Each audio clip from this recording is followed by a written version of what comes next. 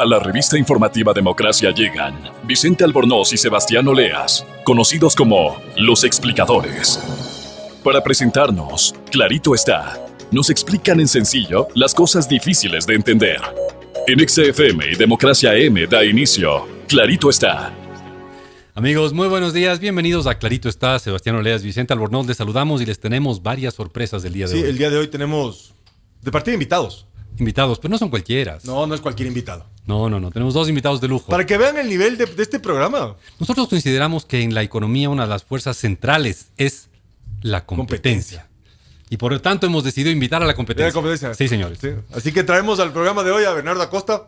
Sí, que tiene un programa de economía. Sí. Pero nada como el nuestro. Nada como el nuestro, eso sí, obviamente la competencia, pero bueno. Pero bueno, se hace lo que se puede. Güey.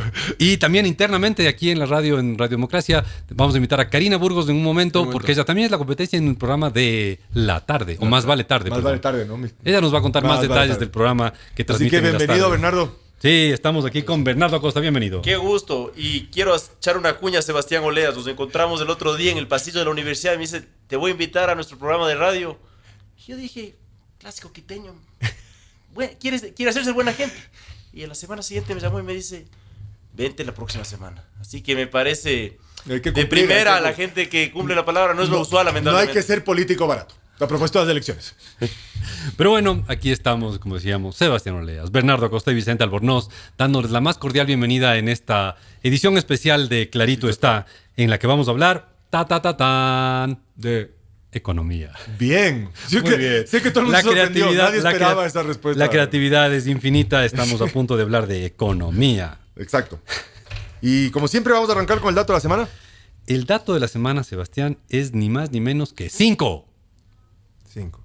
Los dedos de la mano.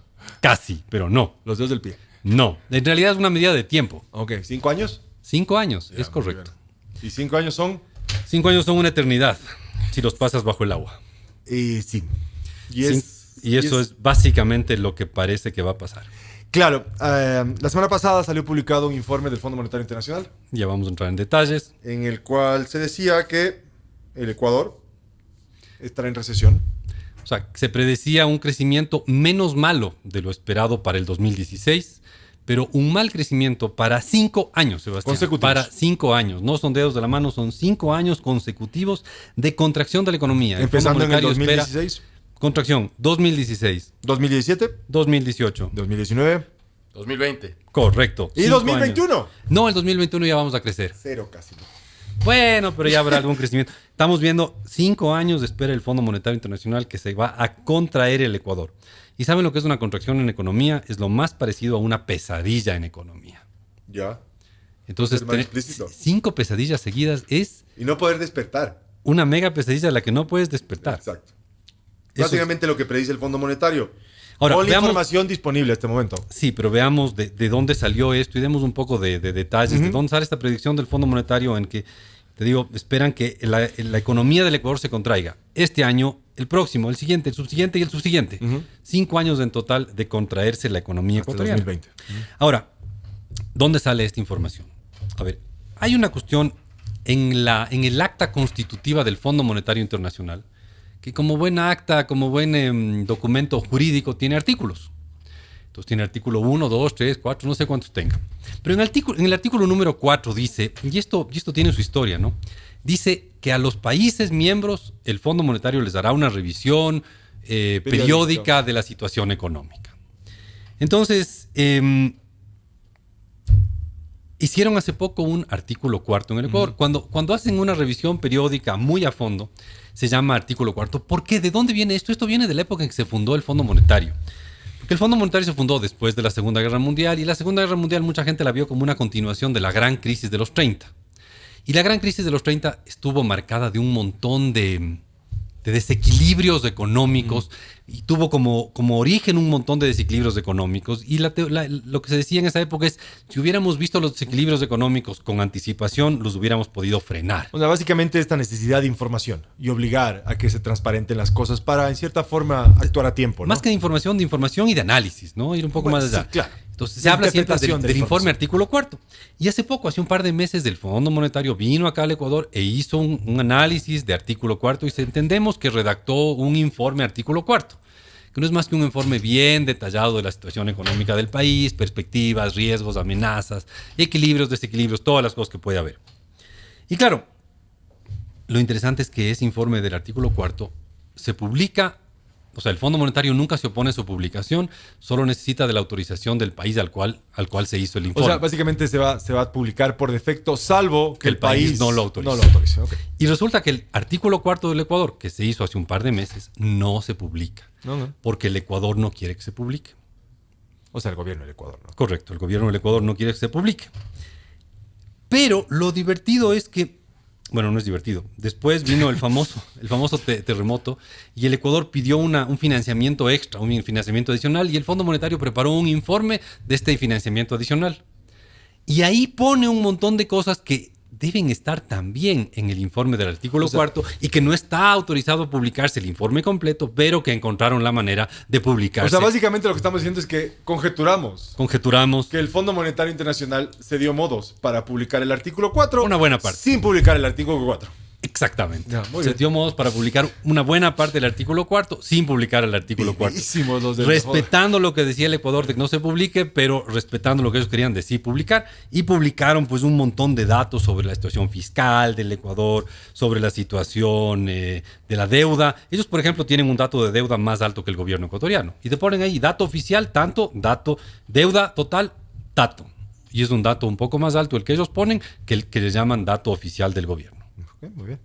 Pero bueno, entonces ahí sacan predicciones de cuánto va a crecer la economía ecuatoriana desde el 2016 hasta el 2021, que son 6 años de predicciones, ¿no?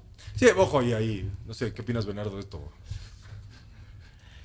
A ver, naturalmente nadie sabe lo que va a pasar en el Ecuador en el 2019 o 2020. Es una proyección que constantemente se la corrige. De hecho, el Fondo Monetario en abril de 2016 sacó las proyecciones para estos años y proyectó una caída del 4,5% para el 2016 y ahora corrige esa caída y es solo del 2,3%, solo entre comillas digo. Y claro, esto se debe, como ya vamos a mencionar, al endeudamiento agresivo que ha tenido el gobierno y que está pasando la factura al futuro. Y claro, con esa plata que está recibiendo, esos recursos frescos, está permitiendo que maneje, que no sea tan abrupta la caída en este momento. Hago este comentario para simplemente reflejar que las proyecciones tienen que irse actualizando constantemente y no son lo que va a suceder, son lo que sucedería si es que no se cambiara nada y siguiera. Claro, es basada en la información que tenemos en este Pero lo momento. que acaba de decir Bernardo es súper importante, ¿no? Esto es lo que sucedería si todo continuara tal como está, ¿no? Si el precio del petróleo continuara tal como está, si las políticas, sobre todo las políticas, continuaran tal como están. Y hay un tema, Sebastián. El gerente del Banco Central le entrevistaron, me parece, el viernes pasado en El Comercio. Es correcto. Y él dijo que no autorizaron la publicación del artículo cuarto porque el Fondo Monetario recomendaba que hubiera una reforma laboral. Y eso no les gusta al gobierno. Así lo interpreté yo al menos. Esa fue mi interpretación y me parece que es un dato interesante porque, claro, está sugiriendo un cambio de políticas y... Sí, pero bueno, lo interesante es, en el fondo, esto es lo que se puede predecir de la economía ecuatoriana si es que no se cambian las políticas, Bernardo. O sea, básicamente en el fondo, En el fondo nos está diciendo, señores, si no cambian, van a tener 5 años de recesión. Una cosa, si no cambian las políticas y no cambian las circunstancias externas. Cuando se publicaron los datos de abril, el precio del petróleo en los primeros meses del año llegó a estar en $20 el barril. Ahora está alrededor del $45 Aquí el barril. para generalizar un tema, o sea, los economistas básicamente hacen un montón de predicciones en función de la información que tienen en ese momento. Claro, si mañana el precio del petróleo se duplica, se triplica, se va a $200, olvídense de todo esto y dispónganse a una economía boyante. Si se va a $5 el barril, agárrense de las manos. No, pónganse bien el Como cinturón de diría seguridad. el Puma Rodríguez, agárrense. No. Pónganse bien el cinturón de seguridad.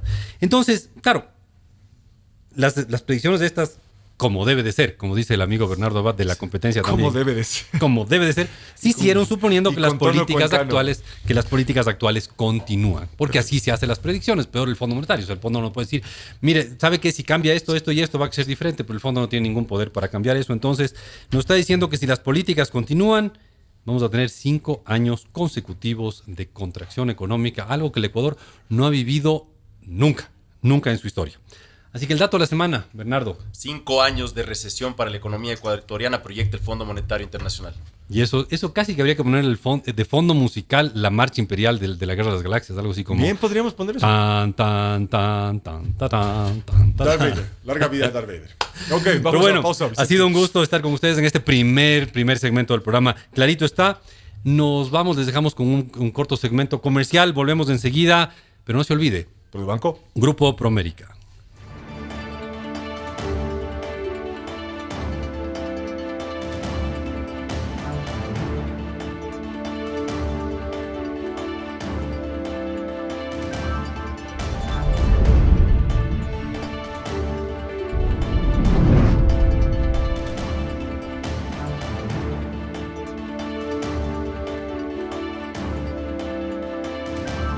Amigos, continuamos en su programa de Economía de las Mañanas. Estamos aquí en Clarito Está. Les saludamos esta vez Karina Burgos, Sebastián Oleas y Bernardo Acosta y Vicente Albornoz, porque tenemos una segunda invitada. Te invitamos a la competencia. Y de hecho creo que es la primera vez que tenemos 4 personas aquí. Sí, claro. ¡Ay, qué chévere! Que sea la primera vez de aquí, de 4. A ver, ¿por qué está aquí Karina? Porque es la competencia. Ella tiene un programa que se llama Más vale tarde. Más vale tarde. Sí, en EXA, Aquí en EXA. de 5 a 7:30. Así De que lunes a nos invitamos, viernes. de lunes a viernes. Un Sí. talk show con Álvaro Rosero, Verónica Rosero y con Yo tampoco, Matías Dávila. Es súper bueno. Así que, pero hay espacio para todos. Pero bueno, aquí te hemos invitado para que Bueno. nos comentes y hablemos de economía. ¿Cuánto ha subido la comida? Bastante. A ver, Pero hoy día no vamos a hablar de eso. vamos a hablar de lo siguiente. Ok. Vamos a ver cómo están los gastos del gobierno. ¿Ya? Y vamos a ver cómo está en realidad la situación financiera del gobierno, ingresos y gastos del gobierno. Fíjate que en el primer semestre de este año, el sector público no financiero, que es todo el sector público, o sea, el gobierno central, el Seguro Social, los municipios, los consejos provinciales, las universidades públicas, la Contraloría, la Procuraduría, las superintendencias, todo aquello que nos suene a gobierno, gastaron en el primer semestre de este año 16,000 millones de dólares. Para ser exactos, 16,050 millones de dólares. Lo cual, fíjate tú, a pesar de que suena ser un número enorme, es una caída. Porque entre el primer semestre del año 2014 y el primer semestre de este año, el gasto del sector público se contrajo en 22%. O sea, Sebastián, oye, perdón, dale, Vicente, Bernardo. yo quería hacerte una pregunta que me parece de fondo. Una caída del 22%, pero ¿cómo se ha ido reduciendo ese 22%? ¿Todo el gasto cayó el 22%? Ya vamos a entrar más en detalle, pero primero expliquemos qué es esta caída del 22%. o sea, básicamente lo que está haciendo aquí Vicente es comparar lo que se gastaba durante el primer semestre del año 2014 con lo que se gastó en el primer semestre del otro 2016. Y le ajusto por inflación. Claro, o sea, dato para importante. para que no digan, subieron los precios, no son comparables. Exacto, son dato importante. Y esto entre el primer semestre del 2014 al primer semestre del 2016 cae en 22%. Y esto es un montón. Es una reducción súper fuerte. O sea, podríamos decir que, por ejemplo, el gobierno gastaba antes $4, ahora solo puede gastar 3. Sí, básicamente. Sí, ¿no es cierto? Estamos muy cerca de eso, ¿no? Es el equivalente a gastar 3 Antes gastaba, en el 2014 tenía $4 para gastar. Un poquito ahora menos tiene la 3. caída, pero ¿Y en por qué ahí va. aspectos han bajado la inversión? A ver, ¿El eso es bien gasto? interesante. Es lo que Eso es decía bien Bernardo. interesante porque de lejos lo que más ha bajado, pero de lejos lo que más ha bajado es la inversión. Y lo que menos ha bajado, es más, ha La subido. burocracia. No. Sí. ¿Y usted por qué sabe tanto? Porque más o menos leo el comercio. Porque algo sé. Yo oí las noticias de Radio Por Democracia. supuesto. Lo escucho Gonzalo, lo escucho ustedes.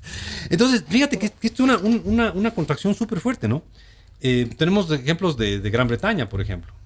Yo creo que ahí cabe un detalle antes de que des el ejemplo. Y creo una pregunta. ¿Fue esto programado o simplemente les tocó? ¿O le tocó al gobierno? Esto ya conversábamos antes, ¿no es cierto? Y no creo que fue una decisión así abierta. Dijeron, bueno, como están malas cosas, vamos a gastar menos. Lo No, pensaron, eso lo analizaron, profundamente, claro, en un cavilaron, gabinete ministerial se dijeron, rascaron ¿saben la qué? cabeza. Tenemos menos plata, tenemos que gastar menos. No, creo ¿Cuándo que bajó fue el al petróleo? revés. ¿Cuándo bajó el petróleo? Básicamente, queremos seguir gastando, pero no hay plata. Les puedo hacer una pregunta como ciudadana común, porque yo no soy experta en economía. Nosotros tampoco. Uno cuando tiene una proyección, obviamente, sabe cuánto va a gastar, porque este es el presupuesto para el año y todo. Pero no se puede medir, o no se puede proyectar, o no se puede dar una visión global de que puede haber una caída del petróleo como sucedió a partir del año que hubo, de los meses? ¿Y qué pasó? ¿Por qué no tuve una proyección a lo que voy a hacer? No se puede saber cuál va a ser el precio del petróleo en diciembre de este año, pero lo que sí sabemos es que el precio del petróleo es sumamente volátil como la mayoría de commodities. Ajá. Y cuando el precio estaba alto debimos prever y tener algún tipo Ahorrar, de mecanismo para cuando la cosa se revierta. Porque en algún Cuidado. momento iba a caer, ¿no? Cuidado, ¿verdad? Karina, ahorrar es neoliberal en este país. Pero bueno. Ok.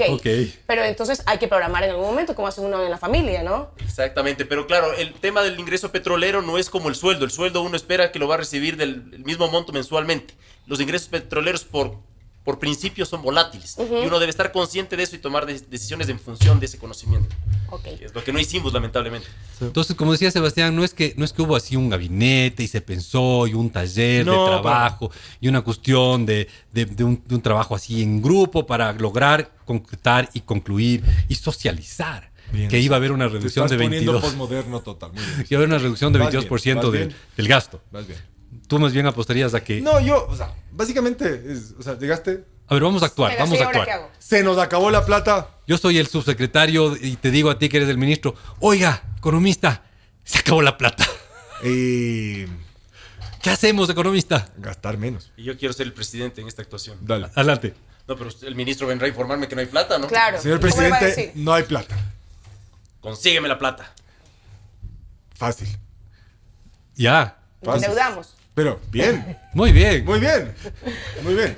Ya. Sí, O sea, pues. básicamente, Pero es que en cualquier parte, en cualquier lugar, en cualquier familia, si ya sabes que no tienes dinero por algún motivo, vas y acudes a un banco O al chulco. o al chulco o al y churro. prestas O al chulco. hasta lo que no tienes, porque Claro. estás en crisis. Entonces, Y yo creo que empeñas- y empeñas todo. Exactamente. Entonces, bueno, en este show que hemos Sí, hecho, sí. tú eres la voz de la conciencia. Yo soy el subsecretario, Sebastián el ministro y Bernardo el presidente. Entonces, ministro, mismo, ya nadie nos presta plata. ¿Qué hacemos? Vaya donde el presidente a preguntarle. Presidente, ¿qué hacemos? No hay plata. Vende sopladora. Bueno, vamos a vender su plata. Ministro, nadie nos compra. Bájale el precio. Nadie nos compra. Siga bajando el precio. Ya me da vergüenza venderle tan barato.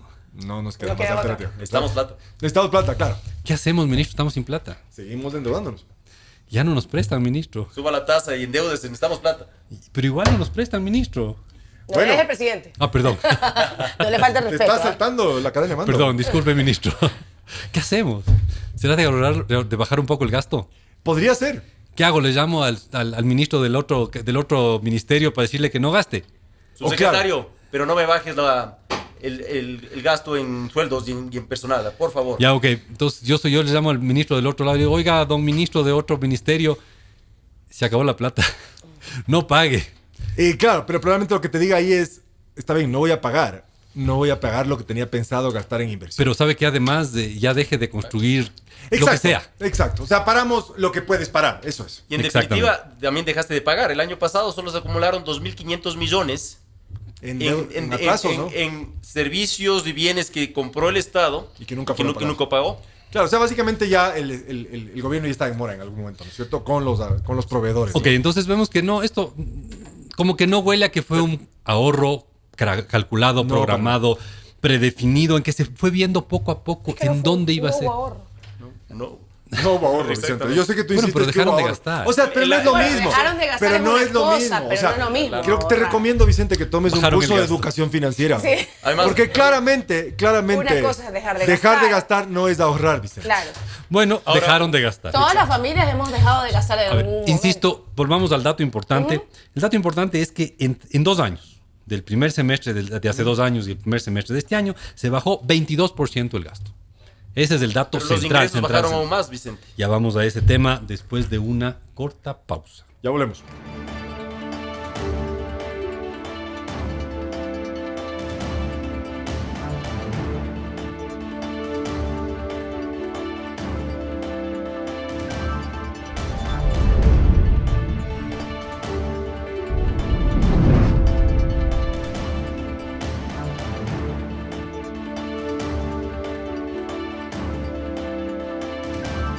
Amigos, estamos hablando aquí de economía, pero hoy está especialmente divertido.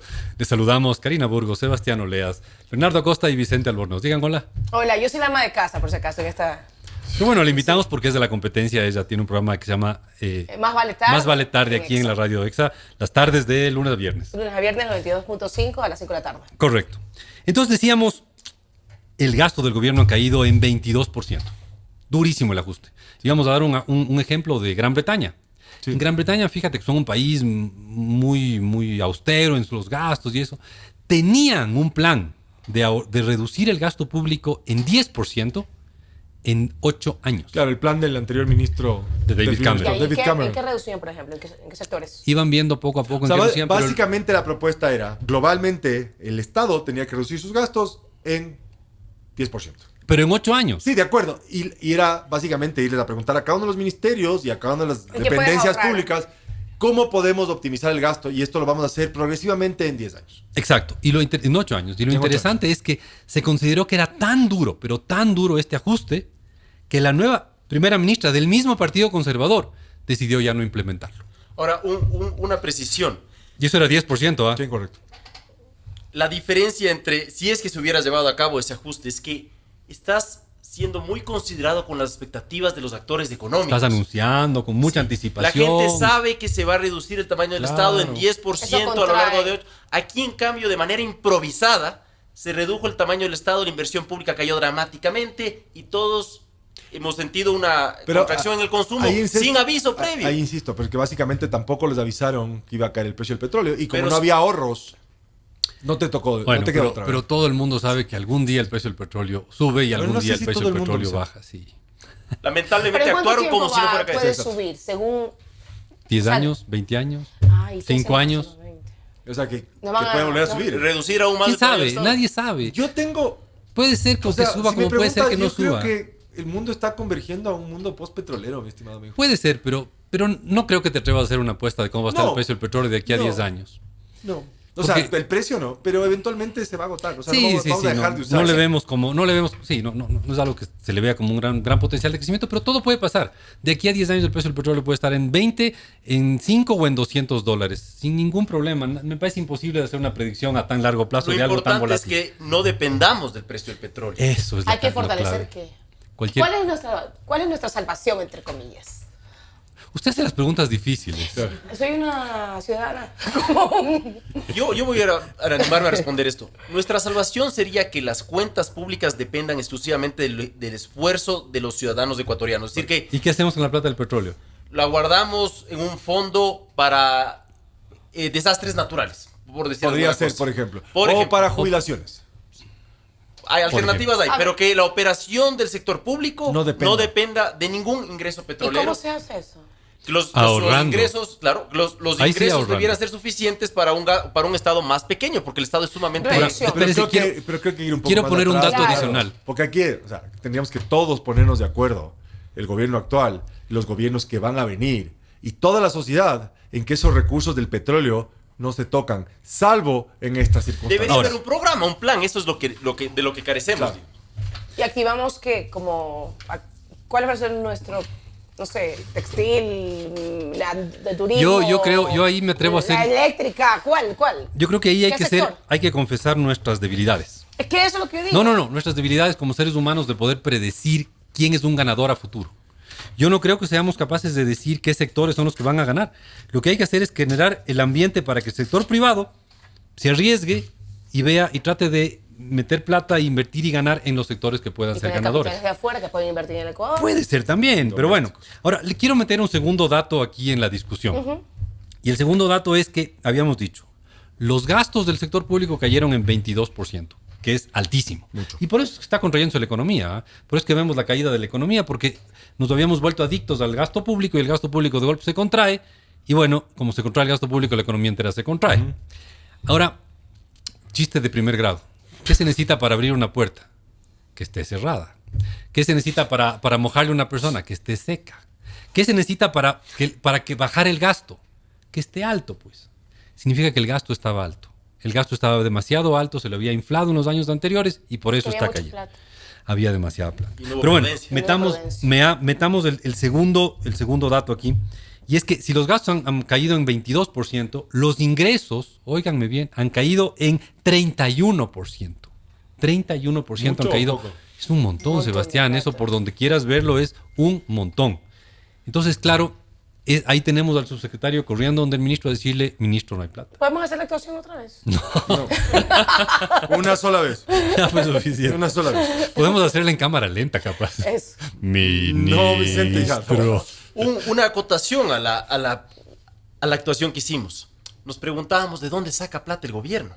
Y sí, ha emitido bonos, le ha prestado a la China, pero además, el Banco Central, que en agosto de 2014 le tenía un saldo le había prestado 65 millones al gobierno, y que en agosto de 2015 le había prestado 503 millones al gobierno, el último dato es que le ha prestado 3.600 millones al gobierno. Entonces, el gobierno ha visto de dónde sacar plata, y una de esas alternativas ha sido el Banco Central del Ecuador.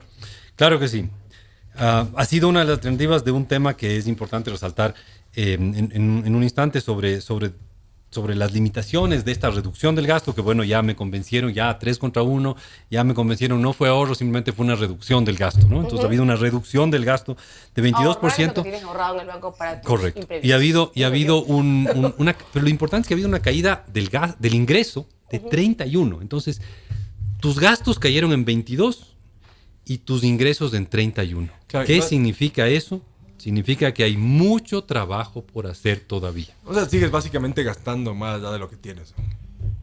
Claro, Exactamente. no has ajustado. O sea, pongamos el gasto. No, es que no has ajustado. El gasto no se ha ajustado aún lo suficiente. Claro, y eso significa que todavía habrá que hacer más ajustes. O sea, eventualmente hay más espacio para contraerse aún más, ¿no? Claro. Entonces, no solo para contraerse algo más, sino que tendrías que bajar un 8 o 10% más para llegar a un equilibrio.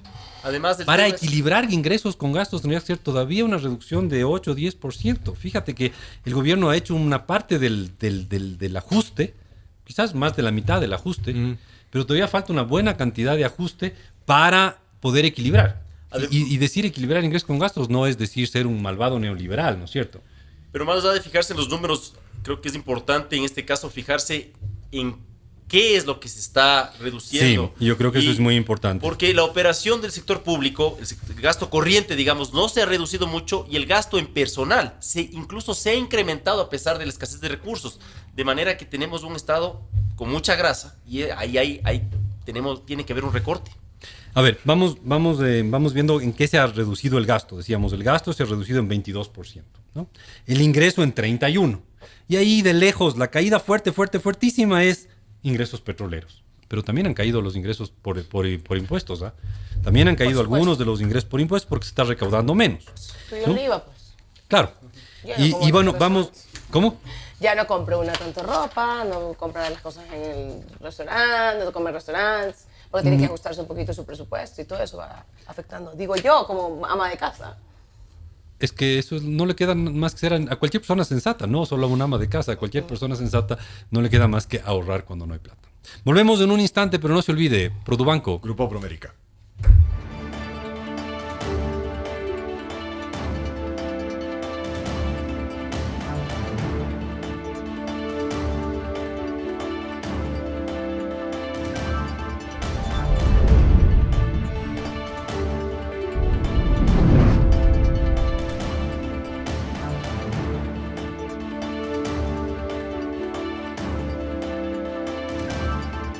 Amigos, volvemos. Sebastián Oleas, Bernardo Acosta y Vicente Albornoz aquí en Clarito. Estaba hablando de la situación fiscal, ingresos y gastos del gobierno. Habíamos dicho que los gastos del gobierno se han contraído de una manera impresionante. 22% En 2 comparado años. entre 2014 y 2016, primer semestre. Obviamente ajustado por inflación, Correcto. para que sean comparables los datos. Claro, se han ajustado tanto porque no les quedaba otra, porque los ingresos se han reducido en 31%. Claro, si comparamos ingresos con gasto aquí, los ingresos se han contraído aún más. en 31%. Ujú. Sí. Y claro, y hay que ver dónde se produce este ajuste en A cierta ver, forma. vamos rapidito. Decíamos que de lejos del ajuste en los ingresos fue por ingresos petroleros, obvio, pero es que era obvio, absolutamente obvio. Pero también ha habido un ajuste muy significativo, no muy significativo, pero ha habido un ajuste importante en algunos impuestos. No entremos en detalle, pero algunos impuestos están recaudando menos hoy día de lo que recaudaban hace 2 años, y eso es obvio, hay menos actividad económica. Hace un rato nos decía Karina, simplemente yo estoy comprando menos. lo cual es absolutamente entendible y explicable. Y la gente posterga también decisiones, ¿no es cierto? Sobre adquirir bienes, Sin en duda. general. Ahora, Reduces. ¿en dónde se han reducido los gastos? El principal sospechoso aquí es la inversión, ¿no? De lejos. De lejos. El gasto en capital, que se llama, que es el gasto en inversión, en bienes de capital, ha caído ajustado por inflación en 42%. O sea, ahorita es un poquito más de la mitad De lo que era. de lo que era antes en términos ajustados por inflación. ¿no? Antes, primer semestre de 2014, simplemente para que todos sepan. Antes de la caída del precio del petróleo, ¿no? Exacto, sí, porque justo coincide con O sea, antes ese de es la un caída del poco, precio del petróleo. el precio del petróleo se desmorona a partir de Julio. de mediados del año Agosto 2014. por ahí empieza a caer, sí. Hace justo Exacto. 2 años empieza a caer, agosto, Entonces septiembre. estamos comparando básicamente años de vacas gordas. Un semestre de vacas gordas con un semestre de vacas bien, flaquísimas. bien flacas las vacas. Sí. Y el- Seba, perdón, o Vicente, ¿y en dónde se han incrementado los gastos? Creo que es Es importante porque interesante. revela lo que está sucediendo. Ha habido un pequeño incremento en gastos en sueldos. Fíjate tú. ¿Y en el pago del servicio de la deuda? Ah, no, pues ahí hay un aumento importante de gasto en pago de intereses de la deuda. No, que eso es un gasto. La amortización de la deuda está considerada en otro lado, pero dentro de los gastos, de lejos lo que más ha aumentado es el pago de intereses de la deuda. O sea, básicamente, amortización de deuda está en otra cuenta, pero Que es el pago como del capital, gasto ¿no? corriente, Que es el pago de intereses. pagar intereses, y eso ocurre con periodicidad. Correcto. Esto ha aumentado entre primer semestre 2014 y primer semestre 2016 en 48%. Sí, del equivalente a $500 actuales, porque estamos ajustando por inflación, ha subido a $730 actuales, de 500 a $730 actuales. Yo creo que ese es un reflejo de lo que aquí hago una cuña. Vicente decía el domingo en el comercio, en su columna. Tengo aquí un recorte de Fíjate. Es como estudiante responsable, el Bernardo, ¿no es cierto? Hace su No, tarea no, antes de venir Ha al de haber sido, programa. ha de haber No sido fue matón. tarea. Francamente, me gustó mucho la columna y creo que el enfoque es preciso de lo que... Creo que le coge el nervio a lo que está sucediendo. El título es Una anestesia llamada deuda. Nos estamos endeudando y eso es lo que permite que la economía, si bien lentamente, siga andando. Sí. Pero claro, a un costo altísimo, que Claro. es el pago de intereses. Porque tenemos ahí dos cosas interesantes, ¿no? Ha habido este ajuste, pero el ajuste primero ha sido menos fuerte de lo que debería haber sido porque no estamos todavía en el equilibrio. ¿Y cómo se ha logrado no llegar al equilibrio? Bueno, no hay como imprimir billetes. Se ha recurrido al endeudamiento. Se ha recurrido al endeudamiento. Claro. La deuda pública, en los mismos 6 meses que estamos analizando, entre enero y junio de 2016, la deuda pública creció en $2.700 millones en 6 meses. Si tomáramos el séptimo mes del año sería un número bastante más alto, pero en los primeros 6 meses del año creció en 2.700 millones. Y eso, a pesar de que teníamos un Eso es más de déficit. $400 millones mensuales, ¿no? Claro. O sea, si yo en este momento te pregunto, Vicente, ¿tienes un mes para gastarte $400 millones? Te va a costar pensar en qué vas a poder gastar. Sí, ¿Sí, ¿no es cierto? Es como difícil. Claro, si te cogen Pero así de nosotros sorpresa. estamos haciendo eso y más, ¿no? Pero si tienes un pago, una deuda con proveedores solo de 2.500 millones a finales del Es año facilito, pasado. es facilito. Solo Claro. pagar atrasos ya Claro, es... pago deudas. Pago deudas, Sí, claro. pago de deudas. Devuelvo Ahora, todo lo que me fiaron. Ahora, lo que sí es interesante es el déficit en el primer semestre fueron 1.300 millones. Y 1.300. vinieron 2.700, por lo tanto quedó bastante plata para pagar atrasos. Y eso ha dado una sensación de que la economía De alivio, en cierta sí se forma. está moviendo en estos meses, ¿no? Eso sí hay un pequeño frenazo en la caída de expectativas, cosas por el estilo. Un dato comparativo que es muy importante es que en los años previos, lo común en el primer semestre del año es que hubiera superávit, porque los gastos del sector público no son todos los meses iguales, No, al igual que en el hogar o al igual que en las empresas. Y lo común es que hubiera superávit en los primeros Porque en básicamente el primer semestre. pago de impuesto a la renta y otros impuestos ocurren en el primer semestre también, ¿no es cierto? Y no hay tantos gastos Y no hay tampoco. No hay tantos 13º, no hay 14º de la Exacto. sierra, ese tipo de cosas. Y ahora incurrimos en un déficit. Si bien no estratosférico, pero finalmente es un 1.200 déficit. millones en 6 meses es un montón de Digamos, plata. si lo ves anualizado, no parece que fuera tanto. Ok, puede ser, sí. Ok, pero igual es un montón de plata. Vas a incurrir en un mayor déficit del segundo semestre, ¿no? Sin duda. Entonces tenemos, amigos, esta compleja situación fiscal. Ya. Los gastos del gobierno cayeron en 22%. Y no lo hicieron porque había un plan pensado, cavilado, diseñado fríamente, sino porque simplemente no había plata. Porque los ingresos cayeron en 31%. En 2 años, ¿no? 2014-2016, primer semestre, los ingresos cayeron en 31%. Pero lo trágico es que si cayeron en 31% los ingresos y los gastos en 22%, todavía queda un trecho por reducir el gasto. Y un es el más trecho por difícil, ajustar. porque el gasto en personal es muy difícil de reducir, el gasto en bienes de capital es más fácil de Porque el reducir. gasto que ya se dio, como bien dice Bernardo, es el gasto de capital, el gasto de Aquel inversión. sobre el que todavía tienes cierta discreción, ¿no es cierto? Claro, Sobre que el es lo que que puedes puedes decir, decidir. ya no construye el hospital, ya no construya, ya no construya eso, ya no haga tal cosa. Entonces reduces ahí hay una fuerte reducción Pero del gasto. decir, voy a dejar de pagar salarios, ese ya O es voy a otra historia. recortar la gente que trabaja Claro, en o los la ministerios o el Exacto. personal en Ya esa es otra instituciones historia, ¿no? públicas. Entonces, bien complicado el tema este. Y ahora, esa reducción no ha sido más fuerte, no se ha llegado al equilibrio porque se ha conseguido bastante deuda cara. Llegamos a endeudarnos casi al 11%, que es bastante. Es una tasa súper Es lo alta. que decía el Bernardo, tasa de interés de chulquero, ¿no? Para, digamos, en términos de deuda externa Pero internacional. nos ¿no es endeudamos cierto? en más de lo que necesitábamos si solo viviéramos en este primer semestre del mundo, ¿ya? Porque necesitábamos en realidad 1.300 y nos endeudamos en 2.700 millones. ¿A dónde se fue el resto? Se fue a pagar, muy posiblemente, estamos recubrando aquí, muy posiblemente se fue a pagar atrasos que había fuertes. Ahora, un tema que a mí me parece importante, Vicente, tú dices, los ingresos se redujeron en 22%, los gastos se han reducido, perdón, los gastos se redujeron en 22%, los ingresos en 31%. La pregunta que creo que todos nos estamos haciendo es, ¿cómo va a ser el gobierno para cerrar esa brecha? Y creo que fuera, a manera de propuesta, muy valioso que el gobierno aclarara el panorama y Claro, nos dijera dijera. cómo va a Dijera, ser claro. esto, porque la gente ya viendo cómo va a ser el proceso, seguramente puede tener algo más de confianza, pero existe mucha desinformación en este país y eso genera Y incertidumbre. no solamente yo le tiraría la pelota al gobierno. Todos aquellos que están atrás de la presidencia de este país, ahora que estamos en periodo de elecciones, ninguno de ellos está tocando el tema.